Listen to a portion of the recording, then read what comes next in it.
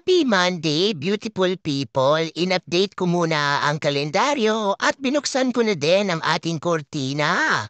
Siyempre pa, huwag natin kalimutan ang ating pets na si Nugget at Piggy Smalls at binigyan ko na sila ng pellet at hay.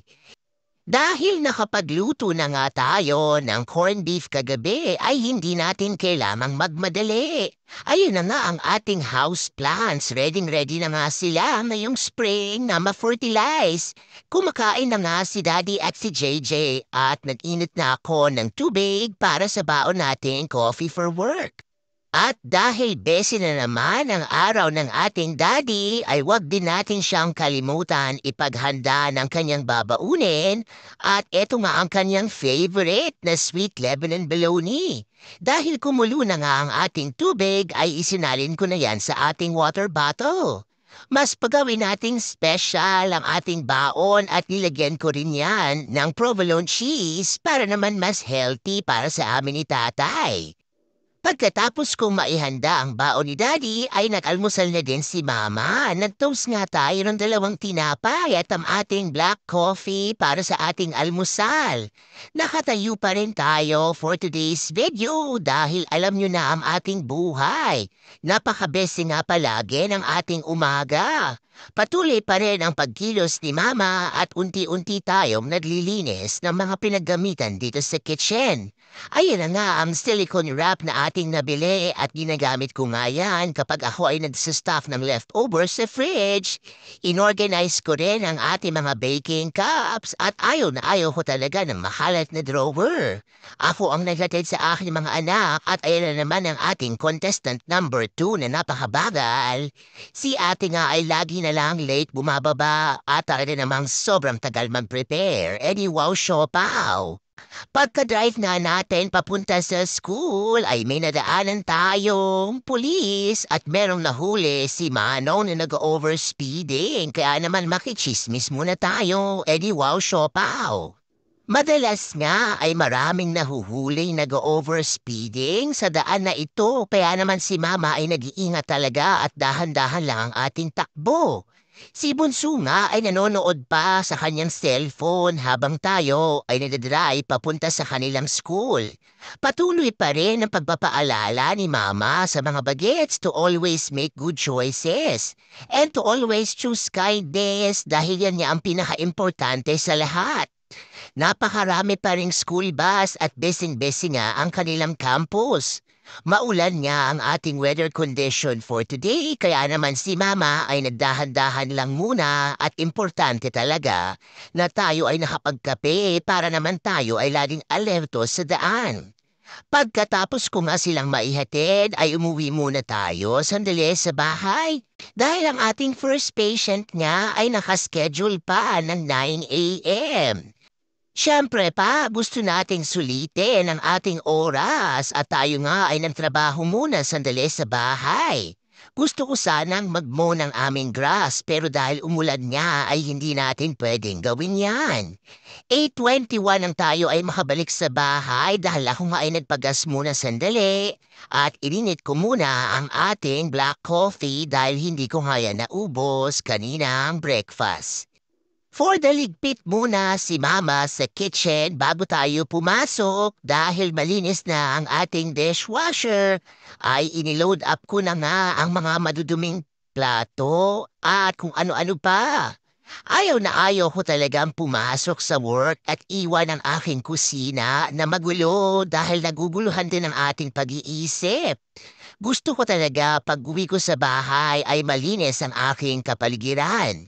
Siyempre pa inubos natin ang ating coffee dahil coffee is life talaga at para naman tayo talaga ay maging alerto. Inilagay ko na nga sa dishwasher ang 2 basong ginamit ni ate at ni JJ at ang ating coffee mug.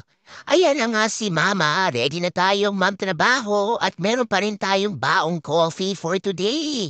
Hindi talaga pwedeng mawala sa ating pang-araw-araw ang work coffee dahil coffee is life talaga. Wow, siopaw! Maya-maya lang ay kailangan mo na namang jumingle bell, Mama. Ang first patient ko ma ay malapit lang sa aming bahay. Less than 5 minutes drive lang ang kanilang bahay from us kaya naman hindi natin kailangang magmadali. Bago tayo bumaba ay humigop muna tayo ng pangmalakasang kopi ko cappuccino. At ayan na nga tayo, ready na tayong pumunta sa ating third patient. 9:44 na nang tayo ay mag-drive papunta sa ating next patient na nakaschedule ng 10 a.m. at patuloy pa rin ang ating paghigop ng mainit na kape. Ang daan nga natin ay interstate at malalaking truck na naman ang ating kasabayan at nakakatakot nga minsan dahil talagang napapag-sandwichan tayo ng mga 10-wheeler truck. Kaya importante talaga na tayo ay maging alerto habang nagmamaneho. Mag-aalas 12 na nga at medyo nakaramdam na tayo ng gutom at ayan na naman ang ating saging na ating pangtawid gutom ngayong tanghalian. Aantayin ko na makauwi tayo sa bahay bago tayo kumain ng lunch. At narito na si Mama, 12:50 na nang tayo ay makarating sa bahay. Tinanggal ko muna nga ang aking lab coat at nag-init lang tayo ng pansit. At ito na nga ang ating lunch for today. Nagmamadali na nga si Mama ang kumain dahil maaga ko ring susunduin ang aking mga bagets. 2:30 nga ang aming eye appointment kaya naman sinigurado kong matapos kaagad sa ating pananghalian. Siyempre pa hindi mawawala ang ating panghimagas na strawberry cake ka talaga namang napakasarap. Paborito rin niya ni Daddy at dahil nagustuhan niya ang ating timpla, ay sinabihan ako na wag ko daw siyang ubusan. Di wow, siopaw! Nakaupo tayo ng bahagya habang tayo nga ay kumakain ng ating lunch at syempre pa nakabukas ang ating TV para tayo ay manood ng Showbiz Chismis. Di wow, siopaw! Talagang chismosa yarn! Enjoy na enjoy tayo sa ating simpleng pananghalian at pagkatapos ko ngang kumain ay binuksan ko muna ang aking computer at inayos ko nga ang aking timesheet. Siyempre pa tayo ay pumindot for the tongda dahil money is real at yan nga ang ating pangkabuhayan showcase kaya naman sinubukan nating tapusin yan. Pagkatapos nating mag-documentation ay for the drive na nga si Mama. 1:45 nang tayo ay pumunta sa kanilang school. 1:55 nga ang kanilang pick-up at sabay-sabay nga kaming magpapacheck up ng aming mga mata. Maganda rin ang security ng kanilang school dahil 2 glass doors nga ang iyong papasukin at kailangan mo magpakita ng ID bago mo ma-pick up ang iyong mga anak. At dumating na nga ang aking mga bagets at tayo nga ay nag-drive na papunta sa aming eye appointment. Apat nga kaming magpapacheck up for today at talagang sinadya ko mang ganyan gawin ang schedule para hindi na tayo pabalik-balik. Magkasama kami ni JJ sa isang room at si Daddy at ate naman sa kabila.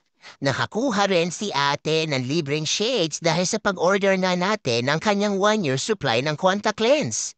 Mag-aalas 5 na nang tayo ay matapos at pumunta muna tayo sa Delisa store dahil tayo may napagutusan bumili ng ibang pagkain at mag-aalas 6 na nang tayo ay makauwi. Medyo Tom Jones na rin si Mama at hindi ko na nga natiis, hindi muna tayo naligo at kumain na nga tayo ng ating hapunan. Isa na namang busy day ang napagtagumpayan ng inyong pamilya.